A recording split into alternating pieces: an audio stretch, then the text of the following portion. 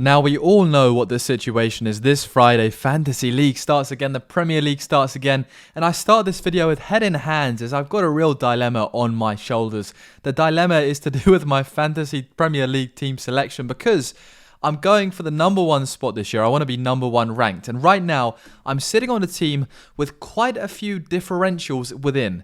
Now, this doesn't always alarm me as I've seen the default teams and they've got Rashford and Fernandes and they've got 2 Arsenal midfielders. And I haven't gone down that route. However, regardless of not wanting to go down that route, there's still a few players that I don't have in my team that I would like, that I'm toying with. And since my last team selection video, I've completely changed my team. So if you're new around here, definitely leave a like and subscribe down below. I run my own league, so we'll look at the code for that at the end. And if anybody would be interested in a small, £5 paid league, let me know because we can sort that out like a channel paid league, which I think would be quite fun. However, right, here we are.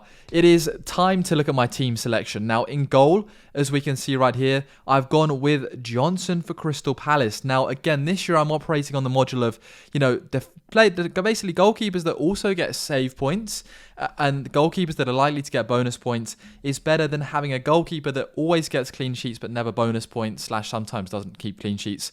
So Johnson is, 4.5 million. And he's basically guaranteed to play for Palace. And I think Palace, they get a lot of draws. Often they can be 0-0 draws. So I've got Johnson in instead of Maddison, which I had before. Again, this is why it's hurting my heart. As we come on to the midfield, I have got, and again, we can see it right here, and I've changed it up. John Stones has left my team purely because they didn't keep a clean sheet against Arsenal. I was like, maybe I should just get rid of the Man City defenders. And then I'll get in, Brighton Estupinian, who's playing Luton, attacking returns, a clean sheet on offer. Gabriel playing Nottingham Forest at home. Arsenal defenders do look solid and locked in, so they're guaranteed to get minutes. And then Alexander-Arnold is somebody that I'm toying with. I know he's 8 million, but he plays up top. But then is he going to keep a clean sheet? I don't back him to keep a clean sheet, but I back him to be quite good as an attacking defender. But then I kind of end up in the predicament, and this is where my predicament comes in with Alexander-Arnold. Am I better off switching him to a Man City defender, i.e. John Stones, who's a lot cheaper and plays relatively attacking as well, and then getting another midfielder for Liverpool? As we can see right here, I've got Luiz Diaz in. Now, this is a bit of a wild card. I wanted to have Darwin Núñez or Luiz Diaz or, Gakpo, somebody in the Liverpool attack outside of Salah because I can't afford Salah. And so at the moment, I've gone with Luiz Diaz. I don't really know too much about their form.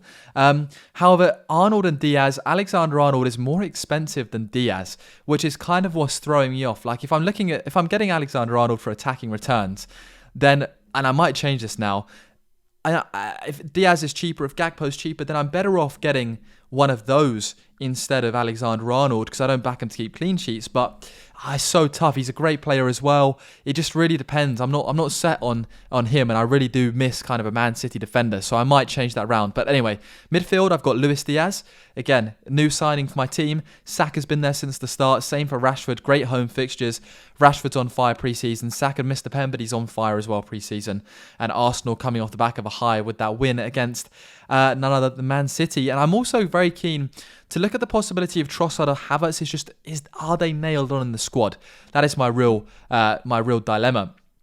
So again, differential right here as well as Luiz Diaz. We got Maddison. I really back Maddison to get a lot of points. He got 2 assists recently, not in the Barcelona game, but nevertheless he got 2 assists in the other game where they won 4-1. Harry Kane scored 4.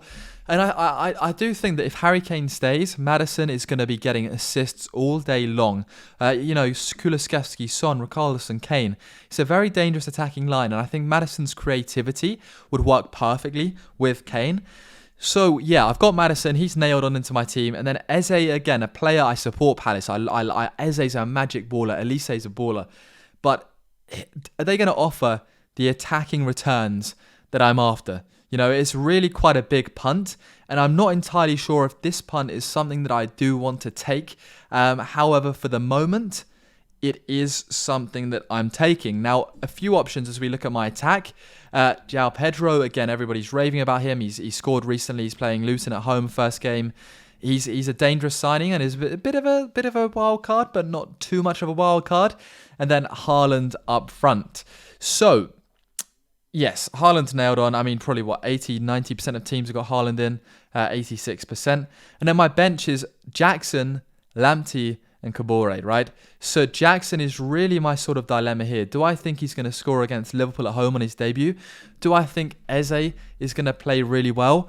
This is really, quite a tough decision for me. Now, I think I don't want to start a Liverpool and a Chelsea player in defence and attack because it just seems counterintuitive. So if I go for this sort of starting lineup, which I now might do, I'm actually going to transfer out on the spot right here Alexander-Arnold, and I'm going to get none other than John Stones because I feel like Man City have just got great clean sheet potential. And with John Stones up top, he's going to be somebody that I am going to be looking to have consistently inside of my team. Now, this does also free up 2.5 million. Now, the dilemma is here. I'm pretty set with my team. I want Pedro, I want Jackson, I want Haaland. I like Maddison, I like Rashford, I like Diaz, and I like Saka, Eze. So what do I actually do in this situation now, right? Do I leave this as the team and start with a lot of money in the bank and kind of progress forward based on this baseline and have that flexibility to, if I make a mistake in the first 1 or 2 weeks, just kind of go full speed and make big transfers because I've got money in the bank? Do I upgrade my goalkeeper now, which is something that I could definitely do? So who would I put in goal? Well, it's a great question. I think if we look at goalkeepers, 5.5 million, I've got the pick of the lot. So, goodness me, Arsenal have got a great run of fixtures.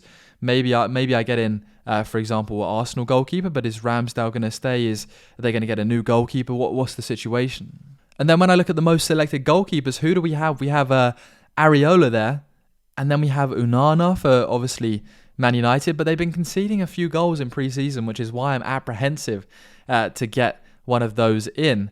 Now, Newcastle, of course, they have quite a tough run of fixtures, I believe, Man City and co. So I don't want to get a Newcastle defender in just yet, although I definitely will long term.